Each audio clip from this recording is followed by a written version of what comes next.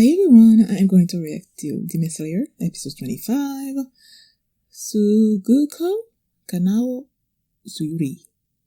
Last episode, Tanjiro, Zenitsu, and Inosuke were going through this training, and there's like different parts of it, and then the final part is like you have to go against, what was it, Kanao, right? Yeah, Kanao, but none of them could do that. And then Tanjiro's like, there must be something with her eyes. And I'm like, yeah, that's kind of nice. Because you have her with the eye, and then you have Tanjiro with the nose, and then you have Zenitsu with the ears, So that's kind of cool. And then Shinobu talked about her past a little bit and how her sister died and what her dream was and everything like that. So that's what happened last episode. And before we get into this one, if you guys like my reactions, please give it a thumbs up, please subscribe, please consider supporting me on Patreon, where you can find the full length of this reaction. The very next, the finale, also there right now, and polls that you can vote on and stuff. But which anime is gonna replace Demon Slayer?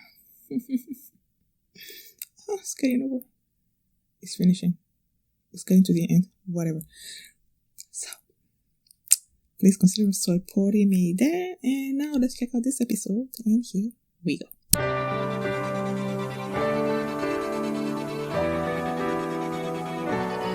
I'm glad we got to see how Kanao came to be a dimension and everything. Clearly, her parents are just sorry excuses for human beings. There were other people around the house where Kanao used to live. Not people, I don't know if they were dead or not. But clearly they mistreated all these people, Kanao included. And then they went and sold her. When Shinobu and her sister, older sister, when they came upon Kanao, right? And the dude that was just taking her away.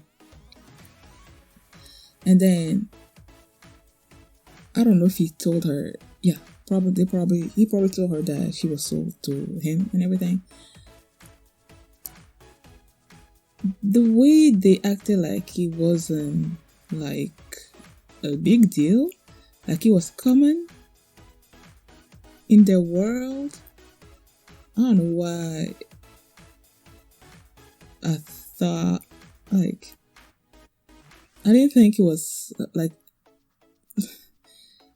the way they reacted. It felt like it was a normal occurrence in the world, and I didn't think that was the case. I don't know why I thought that. But then they bought her. They didn't give the guy a choice, man. She just threw the money in the air, so the guy had a choice. You can either pick up all the money, or you can try to come after us and get Kanao back. And nah, he was more about the money, so they took her away. And even before they even came to that point, Kanao was like, she heard something snap or something snapped or something. Clearly it was in her, where she disconnected herself from her emotions and everything. So she doesn't feel any pain, she doesn't feel any sadness or joy or anything like that. She's just like there.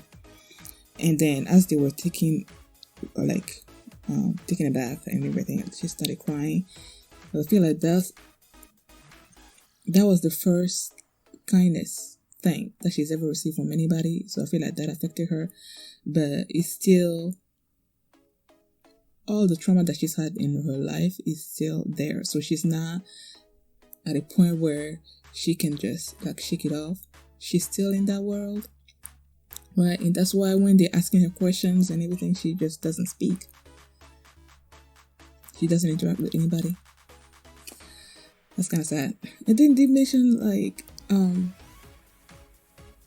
that she doesn't do anything for herself. Even if she's hungry, she's not going to be eating. And I'm like, it makes sense, because that's how she was treated. I'm pretty sure if she gets up and gets food for herself to eat or something, the parents would beat her up and everything. So she would ask for permission first, but then she's not speaking to anybody. So how is she gonna peek out and ask for permission before she starts eating, so she's not eating and everything. And then the bigger sister like came and just gave her coin and said like, when you come to do this, she should just flip the coin or whatever. At least that gives her a choice. And then she mentioned the fact that once you fall in love with a boy or something, then your soul is gonna get open or something or other. And then she looked at Tanjiro as he was training and everything. So I'm like, is she gonna fall in love with Tanjiro, and is that how she's gonna come out of her shell or something? I don't know. We'll see. Tanjiro was just practicing, and then you have Zenitsu and Inosuke just there looking. Like, they refused to go through the training.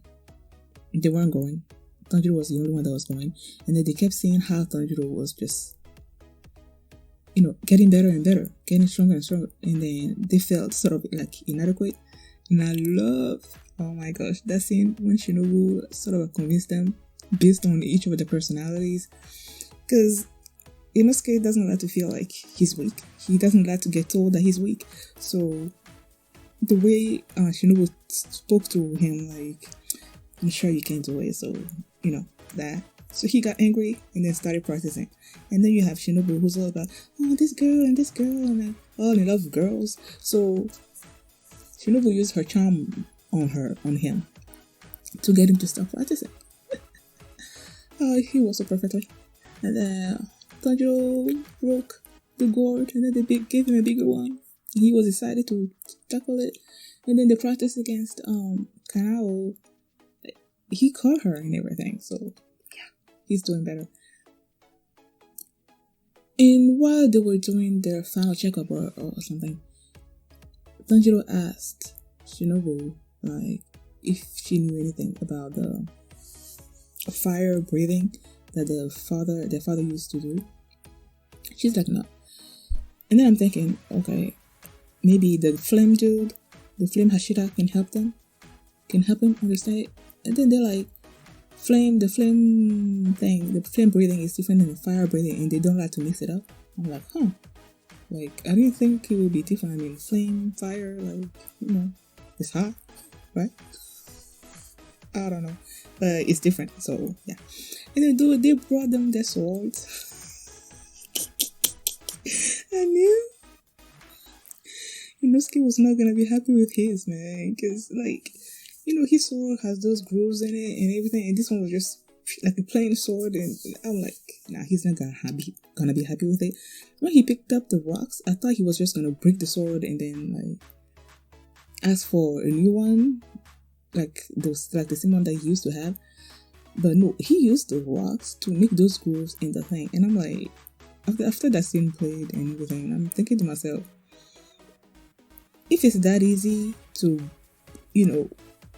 sort of break the sword, because that's basically what he did. He just didn't break it all the way through. Like, is that good? Zero, is that a strong sword if it's easily broken like that? I don't know. Maybe he's doing some kind of fire breathing thing to get it to break.